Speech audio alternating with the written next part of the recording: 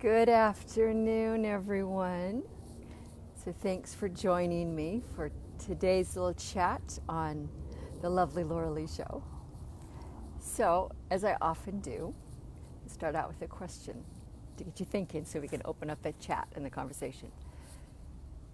We all hear about how important it is to change habits. If you really want to get somewhere in life, you've got to do something different. Hello, Diane. Thanks for tuning in.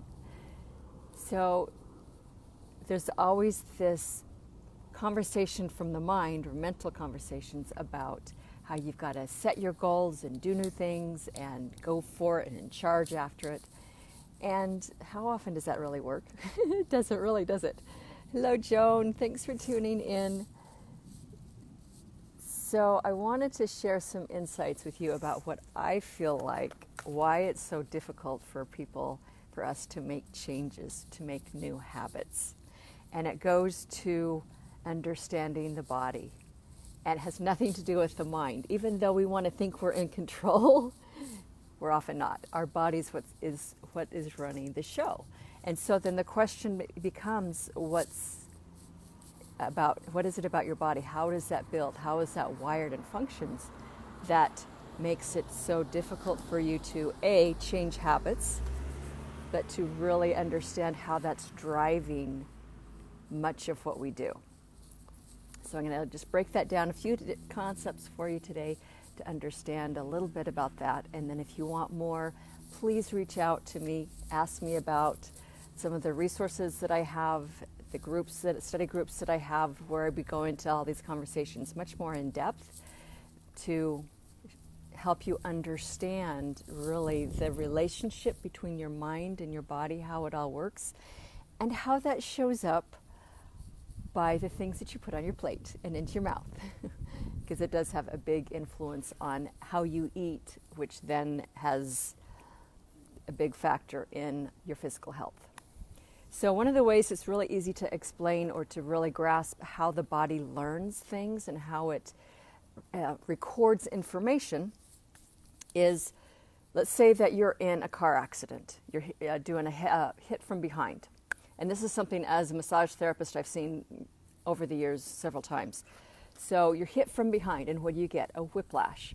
So that sudden forward jerk motion and then that sudden backwards jerk motion, it really strains and pushes and pulls the muscles. Hey, Todd.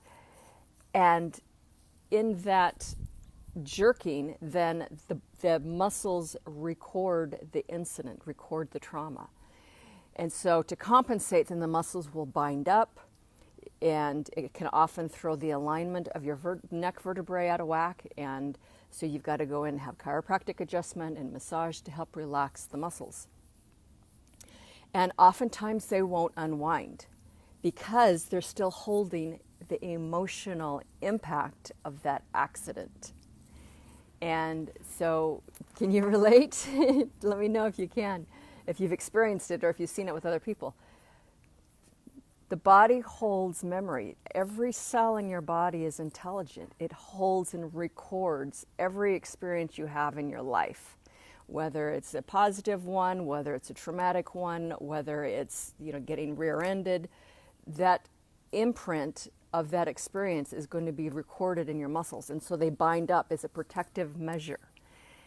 And if you're never really able to get the muscles to relax and unwind, go back to their normal length, over time they're going to stay shortened, and they're going to constrict more and more on your nerves, on your blood vessels, on the bones around there, and that's going to cause constriction in all of those tissues. Fluids aren't going to be able to move very well. Blood's not going to flow. Wastes aren't going to be able to be flushed out of the tissues. Nutrients can't go in there, and so you're building yourself up for problems physically. So that's one thing that can happen. Another thing is, let's say you are, when you're learning to drive the car. At first, when you get in behind the wheel, there's like all of these different things that you've got to remember and pay attention to, and how fast you're going, and are the cars coming towards you, away from you, to really manage your time and distance on the road so that you can get to where you're going. However, what happens after you've, hey Audrey, after you've been driving for a few years, you don't think about it anymore. Why is that? Because your body has learned how to drive.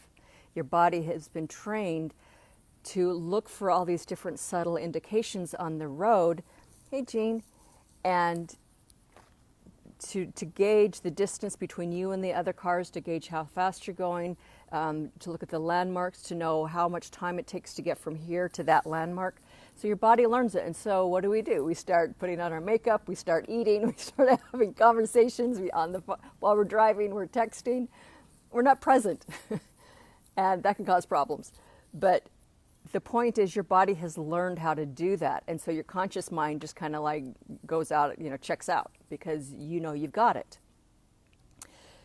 So here's another example of what happens and how the body records things.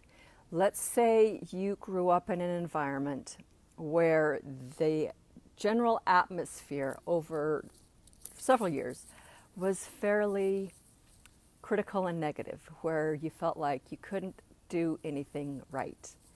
Regardless of whatever household chores you did, they were never done right. Your grades weren't good, the way you dressed, the way you looked, how you spoke, everything, other people criticized you. And so how did you respond to that? You're going to have an emotion, clearly, in response to the other people's response to you. Then you're going to start having thoughts about those experiences. And oftentimes those thoughts are going to mirror and perpetuate the criticism, hello Anita, that you were given in this environment by these other people. And so you develop your own self-talk of criticizing yourself, of feeling bad about yourself, not having a lot of confidence. And so that too is all recorded in your tissues. And the emotions that you feel about not feeling good about yourself, about feeling bad for being criticized so much, of feeling like you can never do anything right. There's a blanket of heavy feelings and emotions that just gets kind of put over your reality, okay? And so your body records all of that, and it makes chemicals of emotion to allow you to feel and perpetuate this heavy, dark cloud of feeling bad, of feeling like you can never do anything right. So your body's recording all of that too, okay? So if you've experienced something like that, or if you can see how some of your experiences correlate with what I'm sharing, then just give me a thumbs up or a heart or something so that I know that you're following me of what I'm sharing with you. Because this leads up to my point here of what I'm talking about today, in how it's so hard to make any changes. So everything in your body, or everything that you experience in your body, is stored in your cellular memory. It's stored in the tissues. And your body makes chemicals of emotions, which has been studied and known by several scientists to show you've got chemicals that allow you to feel happy. Your body makes chemicals that allow you to feel relaxed, makes chemicals that allow you to feel gratitude or grateful. Also, your body makes chemicals of anger. It makes chemicals of grief. It makes chemicals of emotions that are about feeling down on yourself or not feeling very confident. There's chemicals that allow you to feel emotions like embarrassment and shame. All of that is recorded in your body. The chemical state of those feelings become etched into the tissues of your body, so it becomes like the wallpaper of your reality, the wallpaper of your mind. And so you feel like that's just how everything is. That's how I am. And then that contributes to your personality. And then if you can't shift that mood, that state of emotional, those emotional states of feeling down on yourself, of feeling like you can never do anything right, that you're always criticized, if you can't shift that, that becomes part of your personality. You identify that as thinking that is who you are. But yet it's not. It's just a learned response to your life. And over time, that whole state of being goes unconscious. Your body learns how to do and feel and be that state, just in the same way of when you drive a car.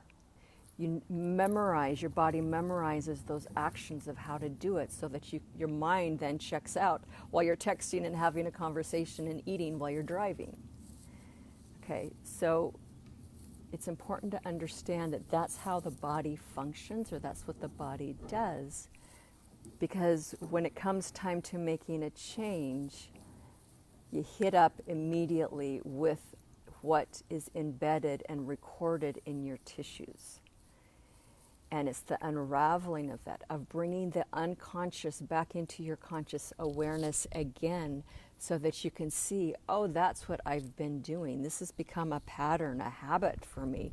I've gotten into the habit of feeling negative or feeling down and on myself for all these years. Now I'm really seeing it consciously again, and I'm recognizing, wow, coming from that state of feeling down on myself, I've then acted out according to that feeling state, and look at how it has affected my relationships. Look at how I've criticized other people, how I've sold out on myself, how I felt like I couldn't do it, therefore I didn't go for that job or that thing that would earn me more income. You see the correlations there of how that's setting yourself up for having a hard time? You know, just give me a thumbs up or a like or something to let me know that you're following that, okay?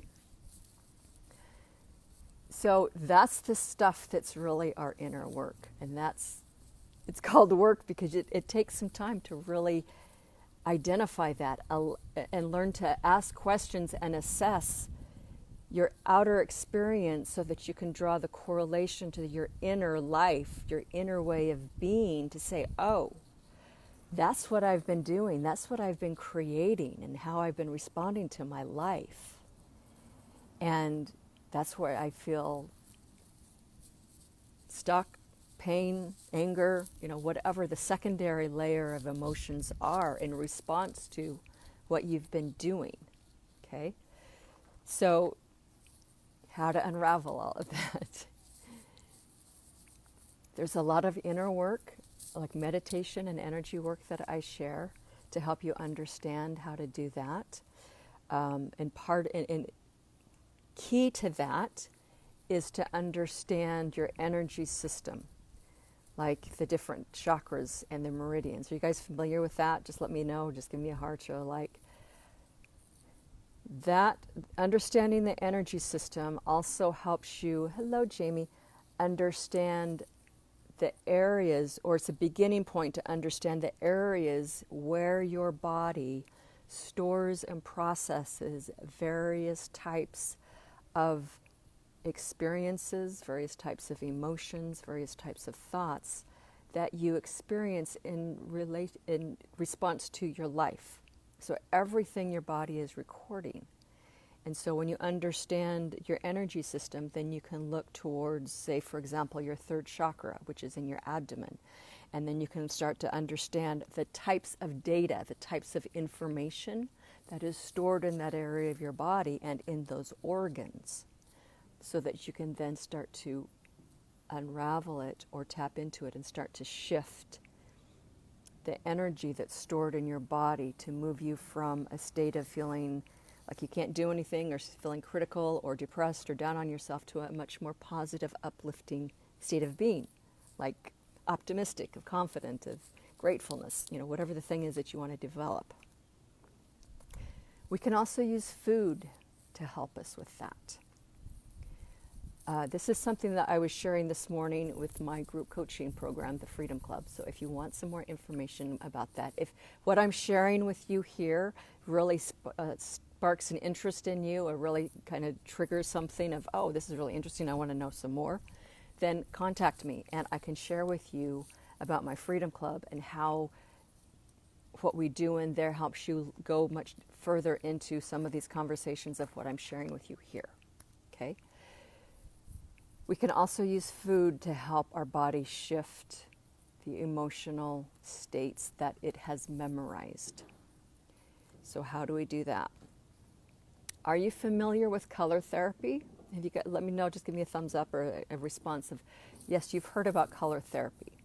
So for example, when we think of the color blue, then we associate that with being calm and relaxed and serene, and the blueness of the ocean, of the blue sky, just very chilled out. Everything's going well. And if it's taken to an extreme, then we can say, you know, you're in the blues, you're in the dumps, you're depressed, you're gloomy, okay, like stormy skies over your head. Okay, so we have associations of emotional states with color. How about red? We associate red with Valentine's Day, with passion, with the heart, with love.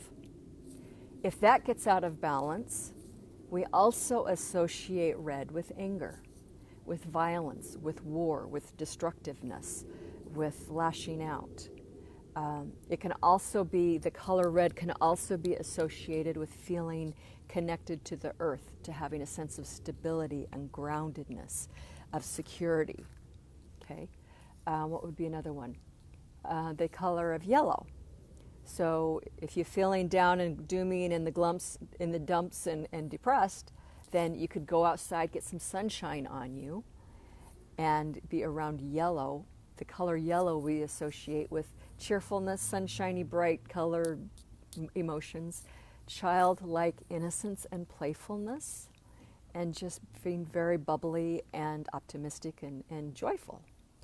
So knowing those emotional states as associated to color, then we can also use the color of food to help us move into those emotional states. Does that make sense? Is that something totally new to you? So let me know if it is. So for example, let's say that you're having a day where you're feeling down in the dumps and gloomy and blue and depressed, where there's too much blue energy or too much of those emotions. So if you were to look at the color wheel, like a clock, let's say blue is over here at number 3, what would be opposite of that, the number 9 on the clock? It would be yellow. So if you're having too much blue, then you'd want to balance it out by eating yellow food, by getting out into the sun, by bringing yellow into your life, into your areas of your house, yellow clothes, accessories or something. Bring yellow in to help shift that state of your feelings. So how does that also help your body? There are chemical compounds within the foods that give it its color. We often refer to them now as antioxidants or phytonutrients. For example, carotenoids, carotene, zeaxanthin. I'll think of some other words, but there's several different terms that we consider of like the phytonutrients.